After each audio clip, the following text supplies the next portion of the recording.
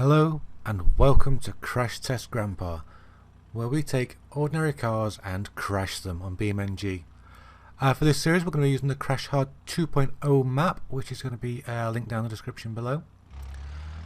And we're going to start out with the Ibishu 200X. This is the Malodorous. I couldn't get the full thing. I called Honest Bill, and you know, Honest Bill said, yeah, I've got some great cars, but no, he sent me this. The track's going to split into sections, and for clearing each section a car will receive a point. This first section, the stepping stones, I've decided that if a car falls down the side here, that's going to be considered to be out. The reason for that is because a 4x4 or a crawler might be able to get itself back up, but something like a sedan wouldn't. And there's no sense in penalising a vehicle for being the wrong class. Since this is an all-comers kind of tournament. So far, as you can see, the green is helping this car very well.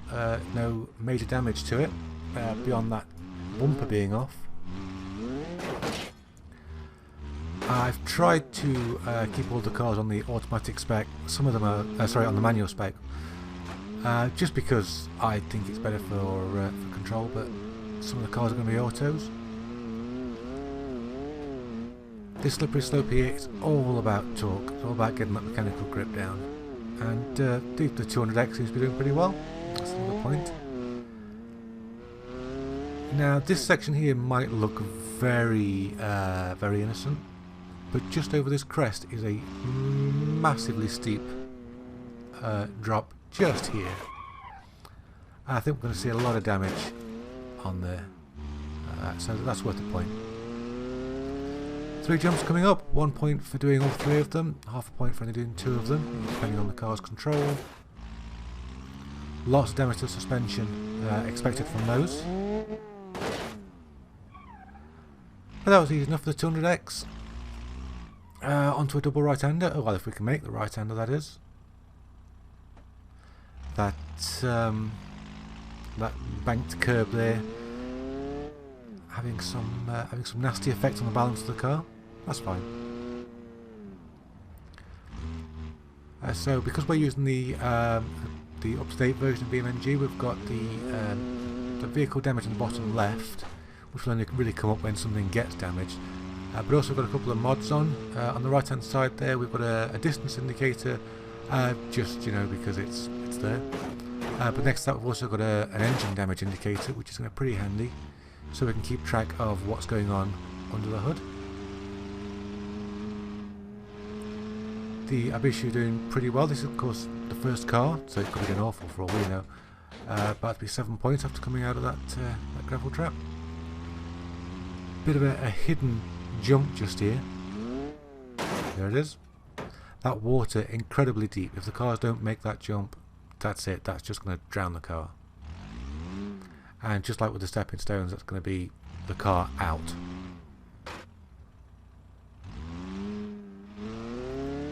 Another bank corner here, just make sure the steering's still working.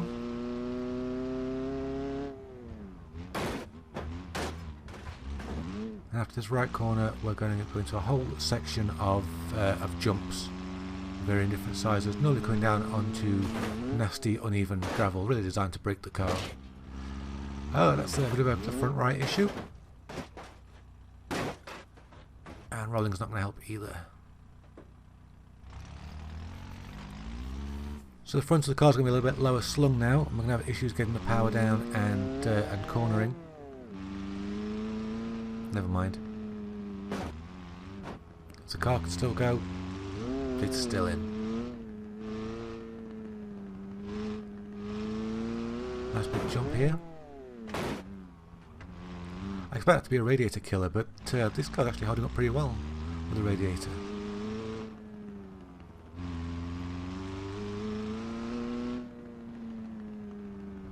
One jump here, another jump around the corner, and then we're on to a really nasty jump with a splash zone style landing. I don't know if this car's even going to make it out of that because it's quite bumpy. There it is. Nice big run up. Although you can't really get much speed up with the front tyre the way it is. Oh, and we're not even going to make it to the water because that's the drive shaft gone. So the malodorous Ibishu 200X starts the ball rolling, 14 points. I don't know if that's a good score or a bad score, but we are going to find out. Let's take a look. All we really did there was flatten a tyre and that was it. And then we broke the drive shaft. So I'm guessing running along those metal plates, we must have caught the drive shaft with that front wheel, front tyre being down. Okay, never mind, it happens. Up next, a retired police car taking on the circuit. Over to an American car this time, the Gavel Grand Marshal. This is apparently called the Miserable, a 242 horsepower rear wheel drive sedan. Again, Honest Bill said he got a great car for me. I'm not so sure about it. It looks a little bit second hand, shall we say. Never mind, let's see how it goes. This has got an automatic gearbox. Nice bouncy suspension, seems to be handling this first section very well. A little bit off to the side there. Look at that, no problem. No problem at all. No signs of any damage. No hassle at all. Point on the board and up to the slippery slope.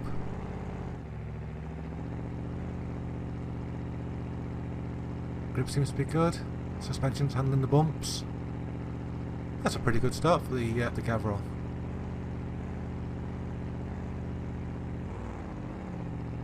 The Miserable Marshal is having no problem at all with this incline.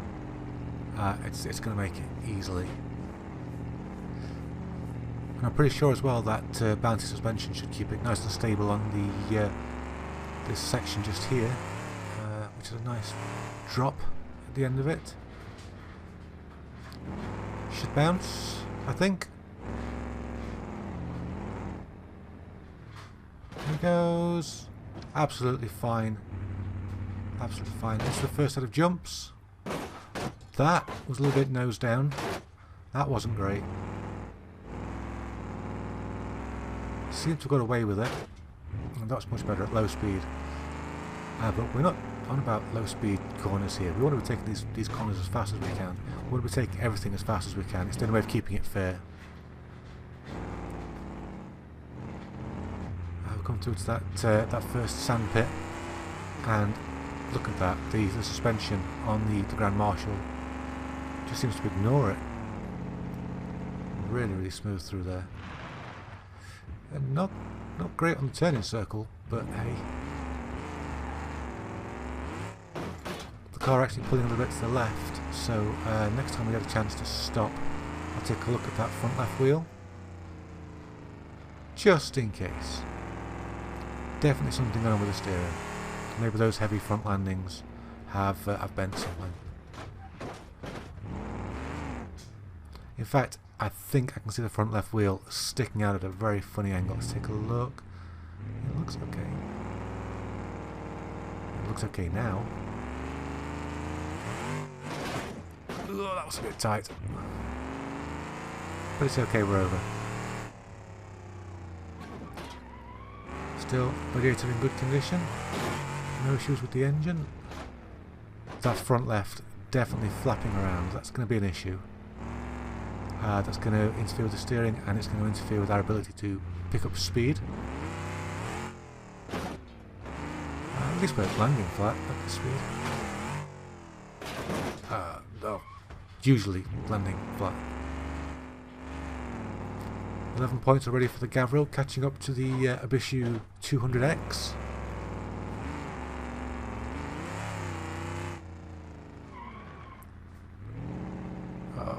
So difficult to get it turned around there. That front left wheel absolutely messing with the steering. But at least the wheel's still attached. That's what counts, I think.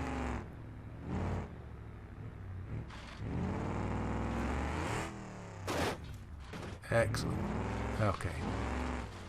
This is the last jump before we get to that big long bumpy section with the water splash at the end. Is it going to get further than the 200x? It is. It's in. It's out.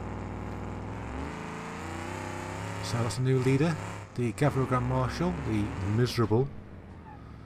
Thanks, Honest Bill.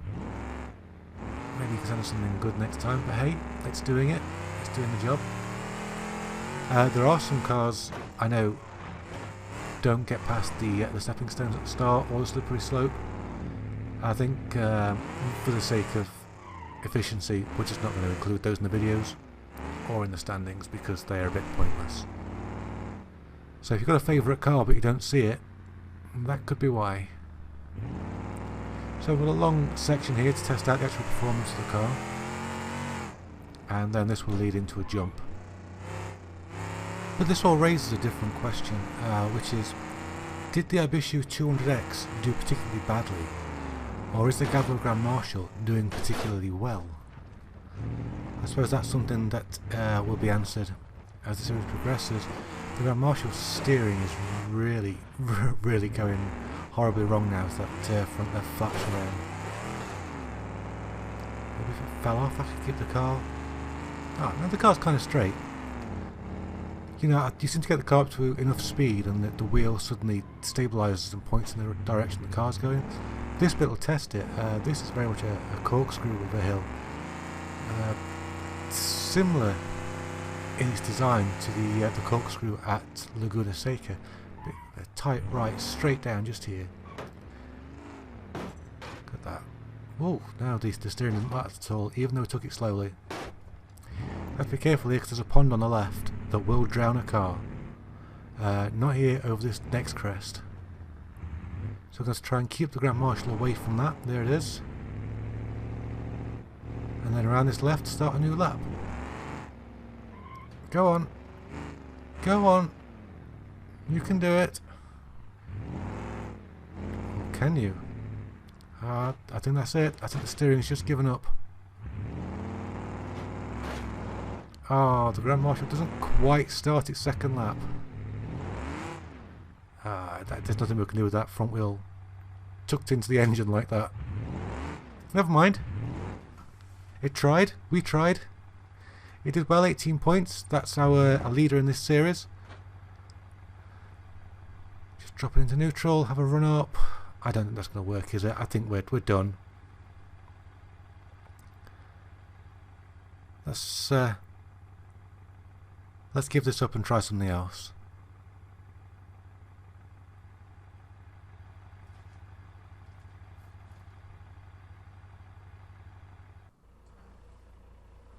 So we're staying in America, and we're staying with Gavril. This is the Barstow, also known as the Awful.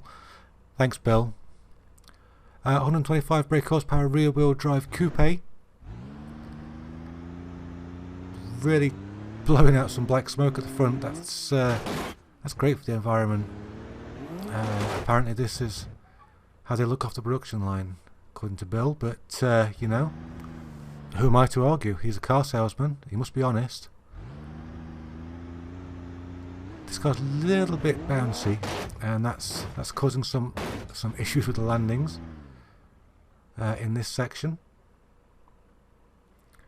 I mean, it should hopefully keep the car alive over the bumps if it's nice and bouncy, but we don't want to be bounced off these and into the shadow realm.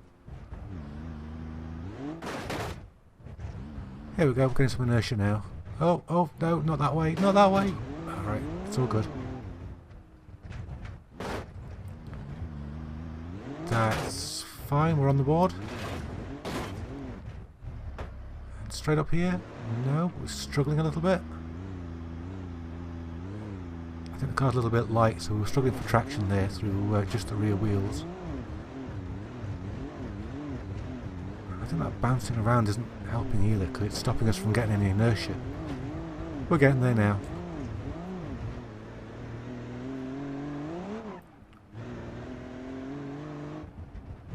So, first task, catch up with the Abishu 200X.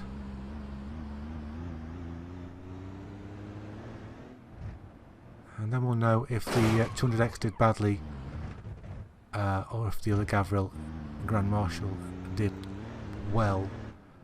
I just thought that was extra black smoke for a moment there, but I think it just spews out black smoke by default, this car.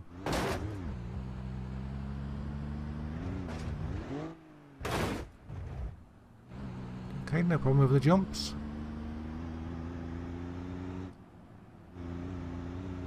No problem with the steering. So the Barstow seems to be doing okay so far. With the sandpit. Still looks good.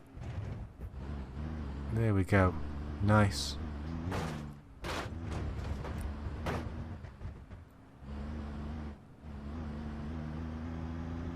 The car we're looking at now is certainly doing a lot better than the Grand Marshal was at this point, when its steering had already gone, and the Grand Marshal did well.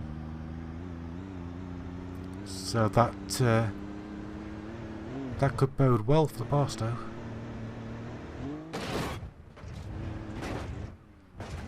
Wait, bit of a bunny hop, and then we've got the water jump coming up.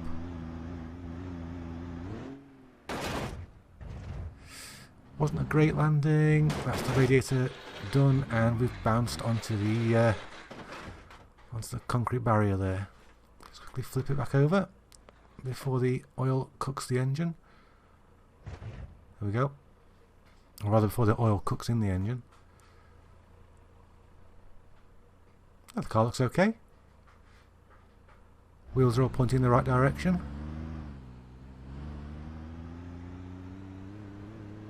So is the Barstow going to go with overheating is the question. I'll have to keep an eye on that temperature gauge now the radiator's damaged.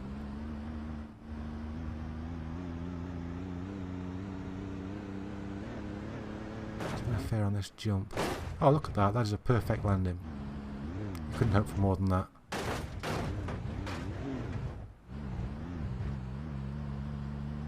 Excellent stuff.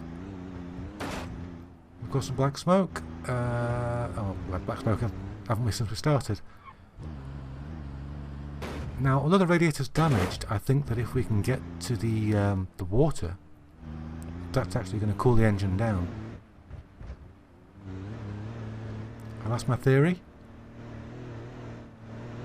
Not far away now, and the engine's not getting that hot. Oof, that wasn't a great landing. Still, we're racking up the points. It's level with the Abishu 200X now, so the Barstow clearly a contender.